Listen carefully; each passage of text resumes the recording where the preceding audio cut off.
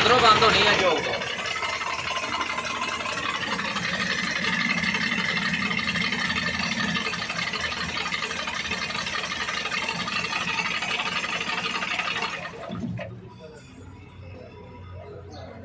gear खोलो